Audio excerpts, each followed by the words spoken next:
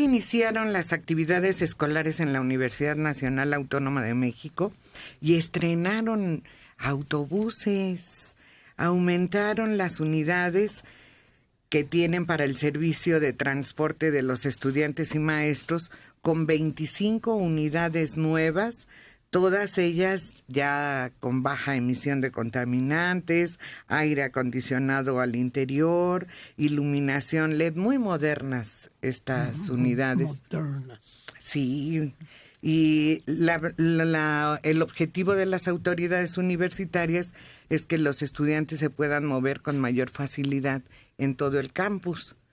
Que lleguen a tiempo a clase.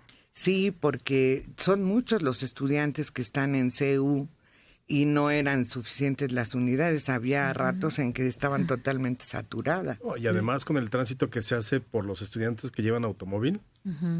O sea, a veces hay varias rutas dentro del Pumabús, dentro del Ciudad Universitaria. A veces podías esperar hasta 1 hora cuando tú tienes que llegar a una clase en 15 minutos. O sea, yo creo que sí ha ayudado mucho que ya haya como una especie de metrobús dentro de CU y que muchos de los que van a CU se estacionen fuera, por ejemplo, en el estadio. En el estadio tú dejas ahí el automóvil y entonces tomas alguna de las rutas del camión y luego te regresan, ¿no? A la hora que tú quieras. Yo creo que eso contribuye a que haya mayor movilidad y mejor, sobre todo más que mejor movilidad dentro de Ciudad Universitaria. Oye, es que a la mexicana se estacionaban donde querían, ¿eh? Ah, claro. Entonces entorpecían mucho el paso del Pumabús y de los vehículos, porque al saturarse los estacionamientos de cada una de las facultades, se quedaban en la orillita. Las zonas comunales que hay. Sí. Sobre todo entre la zona de facultades y la zona deportiva. Ahí hay un puente, bueno, todo eso se llenaba como inundación de autos. Pero además era lamentable ver el estacionamiento del estadio vacío. Así es, siempre desperdiciado. Y lo de enfrente rebasado. Entonces, ha de tener como 2 años, ¿no? Que hicieron. No tiene más, tiene un poco más, sí. Pero es reciente. Sí. Yo me acuerdo, en mi época, te dejaba el Narvarte en la entrada tradicional de la UNAM en Avenida Universidad y a correr. Pasaba uno por un túnel debajo de la lava que había, cruzaba Leyes, cruzaba la explanada y llegaba finalmente a Ingeniería. Los únicos que llegaban bien eran los de Leyes, Psicología, eso sí, Ciencias Políticas, porque estaban ahí luego. La mano. Pero luego, por ejemplo, fíjate, a mí me tocó ya el circuito externo, porque acuérdate que a Ciencias Políticas se la llevaron hacia donde está la Biblioteca Nacional. Sí. Entonces, ahí también ya el tránsito es mejor, es más, hay más fluidez en el tránsito. Porque además tienes el Centro Cultural Universitario, donde también hay buenos estacionamientos.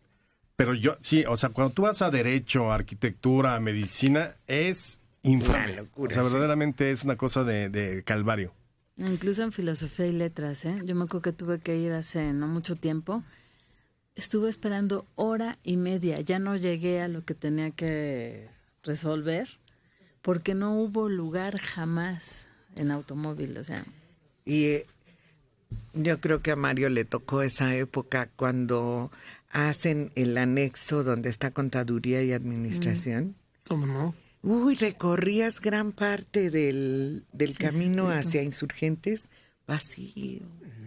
No había nadie porque estaban solitos ahí los edificios. Y los primeros edificios que inauguraron ahí en la nueva zona fue el anexo de Ingeniería, la División de Estudios Superiores de Ingeniería, la de Comercio, precisamente, y fueron ahí brotando uno por uno. No, y llegabas, porque mi hermana estaba estudiando ahí, llegabas y decías, ¿dónde me quiero estacionar? Junto a un árbol, junto a la entrada, donde quisieras, estabas ocupado. Sí.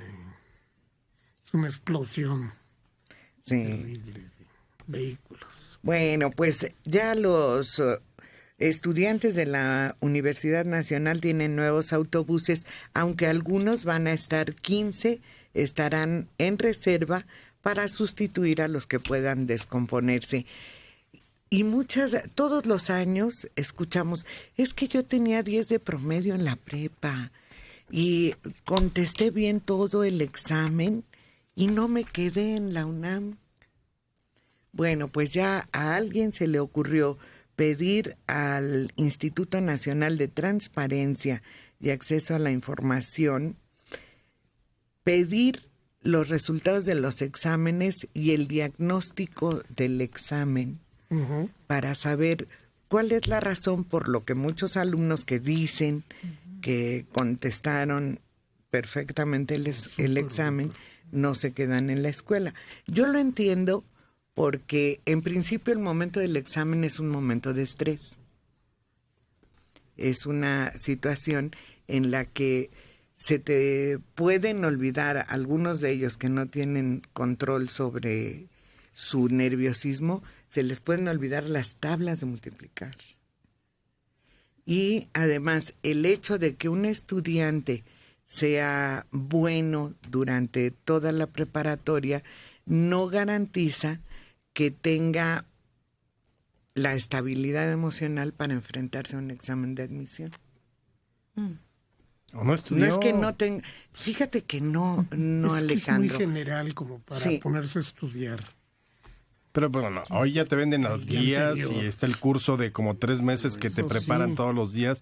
Porque son conocimientos generales. Pero yo creo que efectivamente, digamos, hay 50,000 jóvenes que quieren entrar a la universidad. Pues obviamente cada error tuyo va a costar más con respecto a lo que estás compitiendo. Es decir, tú pudiste haber sacado 9, 8, pero hay arriba de ti 70 9. Seguramente. Sí, era... Y varían los exámenes. Yo me acuerdo que eran preguntas de quién descubrió América. Colón, Cortés, Pizarro. No, así yo no me acuerdo. Más, sí. No, fíjate el Capitán Cook. No, pero ahora son quién descubrió América. Colón, los vikingos, cosas así más, de mucho más detalle. Había una persona que fue a hacer un examen de admisión y salió desesperada después del examen. Dice, nunca me acordé quién promulgó la independencia de México. Nunca me acordé. Así de ese tamaño es como se puede bloquear un muchacho. Pero eso es parte de la prueba, el hecho de que tú sepas también controlar tus nervios. Y también tienen mucho, ¿cómo le llaman? Psicológico. Estos exámenes de lógica. Pero ahí no hay de lógica, ¿no? Es el de conocimientos. Sí, el de la UNAM sí es básico. Yo creo que si vas bien preparado, no te bloqueas. A menos de que realmente tengas ya algún problema así con el nervio, pero en general, si vas uno bien preparado, sí, te pones un poquito nervioso, ansioso y eso, pero no se te olvida. O sea, no estás operando a corazón abierto al Papa. Es un examen. Fíjate que esa misma pregunta no es tan sencilla. Porque la primera respuesta es Hidalgo. No, promulgó. Bueno, Iturbide pudiera ser, pero es mal visto. Entonces, quizás Guerrero. No sabes, ¿no? Es que fíjate que por eso hay estrategias hasta para contestar este tipo de exámenes, ¿no? Te dicen, de todas las respuestas que te dan, las opciones que te dan, alguna no tiene nada que ver con lo que te preguntaron. Entonces ya descartas una. Y así vas teniendo determinados conceptos que dices, bueno, no tiene nada que ver con el tema. Yo creo que muy pocos hacen eso, a la hora pero del yo creo examen. que lo fundamental es, tómate un segundo para leer y entender. Porque ¿cuántas veces no te daban el examen y luego empezabas así y luego te dabas cuenta? Hay ese ejercicio que de repente te ponen, que al final te dicen, no debiste haber contestado nada. Sí, te dicen, antes de contestar, lee todo el examen. Entonces nadie lo hace. Y al final dice, no tenés que contestar nada. Contesta la pregunta número 1 y entrega todo. None of the above. Exacto, entonces vas leyendo. Ese es el punto también de los estudiantes, la ansiedad de terminar. A ver, lee con calma las instrucciones, lee con calma la pregunta, como decías. Hay muchas capciosas, de pronto, ¿no? Sí, pero ese es el problema que se arrastra desde la primaria. Que los alumnos no son enseñados a leer y a comprender la lectura adecuadamente. Claro. Pero bueno, ya el INAI ordenó, el INAI, ¿cómo es INAI? Instituto Nacional de Acceso a la Información. Eso puede crear un precedente, ¿eh? Imagínate que de pronto 50,000 rechazados les entregan sus exámenes. Sí, y que puedan reclamar. No, lo bueno es que ahí no es como de... No es de... Tú pones... Hidalgo lo puso, sino es de opción. Y además acuérdense que es de rellenar... círculos, ovalitos. Los ovalitos. O sea, creo que ahí ya te ayuda mucho. O sea, ahí no hay pierde. Porque eso entra a computadora. Y yo insisto, igual era muy bueno, pero había 17,000 mejores. Sí, el problema es la cantidad de personas que van a protestar, ese es el problema. Y que a todos se les tendrá que dar una respuesta. Lo que sucede es que no va a haber vuelta de hoja porque califica una computadora. No es de que alguien diga, a ver, ponle a este. Ahí sí. Súbele medio punto. Sí, no, pues aquí hubo es una cuestión de interpretación. No. Son reactivos. Sí. Y basta con que no haya asentado bien el lápiz. Por ejemplo.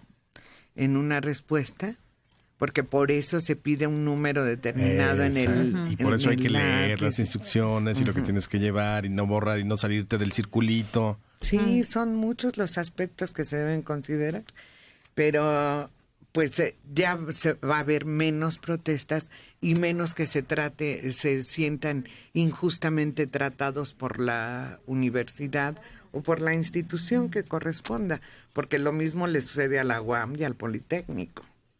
Siempre hay uno que llevaba promedio de 10 y no se quedó. Siempre. De 42 años, Salomé Herrera, de Nezahualcóyotl. Oigan, sí se ponen nerviosos. Mi hija de 18 años hizo el examen de admisión, pero le faltaron 3 aciertos para la UNAM. No solamente son los nervios antes del examen, sino el trauma que se llevan. Después ya los muchachos al ver que no se quedaron en la universidad. Sí, esa es la carta que llega. Sí.